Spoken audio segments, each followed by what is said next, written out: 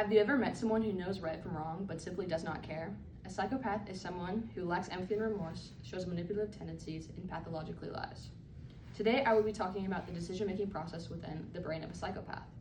What makes me credible to talk about this topic is I have taken multiple college-level courses about the brain and how we socially connect with other people. Most people think that psychopaths are dangerous serial killers and are rare to come into contact with. This, however, is not true. 1 out of every 100 people you will meet will distribute or show some kind of psychopathic tendencies or characteristics.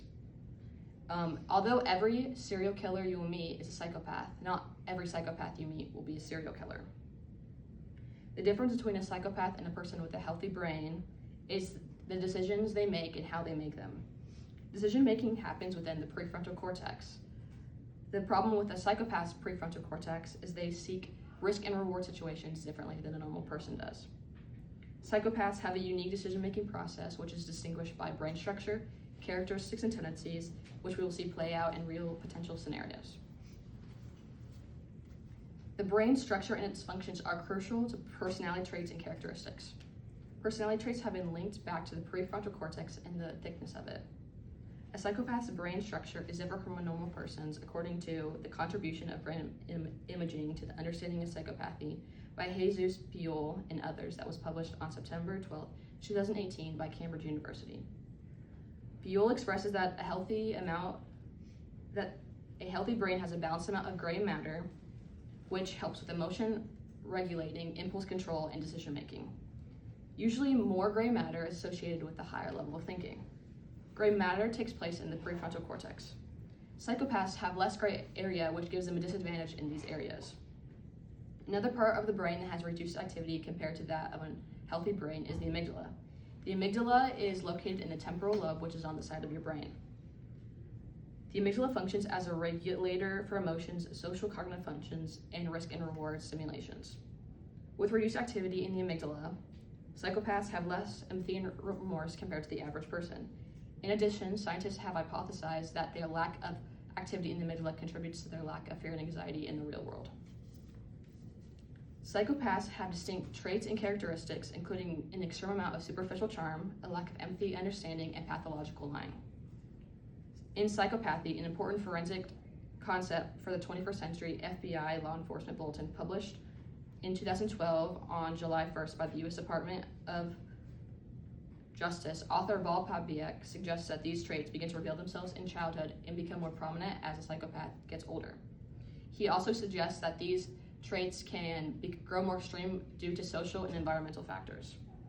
Oftentimes, these traits are masked by a psychopath's superficial charm.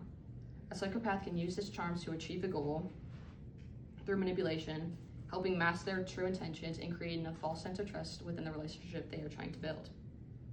As mentioned before, another trait that is prominent in a psychopath is a lack of empathy and remorse.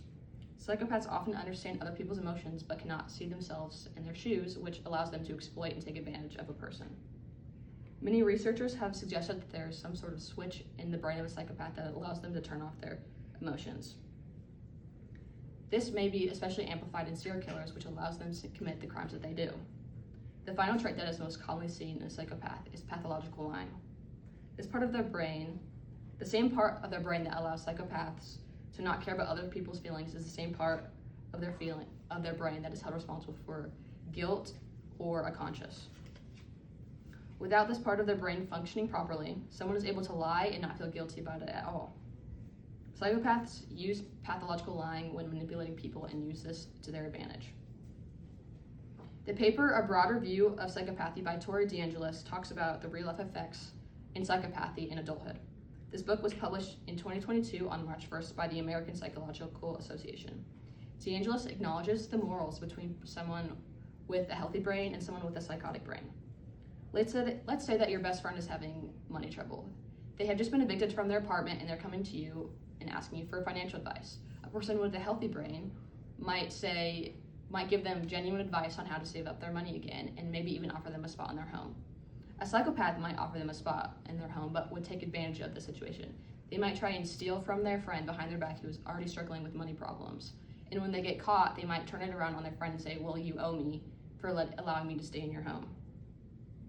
Another example is a serial killer who shows no remorse for their victims and demoralizes them. Psychopaths have the ability to turn off their emotions, which in some cases allows them to view humans as things. In conclusion, psychopaths have a unique decision-making process and is distinguished by brain structure, characteristics, and tendencies, and we have seen these play out in potential scenarios that could be in real life. We have seen that psychopaths have important differences in their brain structure, which is responsible for their personality traits. Without a working brain, a person can lack empathy, guilt, and emotions. These differences could lead to characteristics such as superficial charm, lack of empathy and understanding, as well as pathological lying. Finally, we saw several scenarios that demonstrate how psychopaths process differently from the average person on their decision making. Hopefully you all learned something about psychopaths today and maybe are able to distinguish their traits in real life. Thank you for your time.